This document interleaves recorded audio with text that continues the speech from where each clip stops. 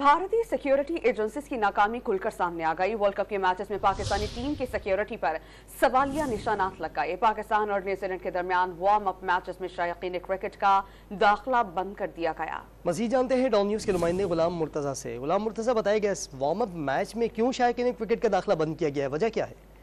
जी, 28 सितंबर को हिंदुओं का गणेश विसर्जन का त्यौहार है, जिसकी वजह से जो हैदराबाद पुलिस ने इस मैच की सिक्योरिटी के हवाले से आगाह कर दिया कि वो इस मैच की सिक्योरिटी फराहम नहीं कर सकते।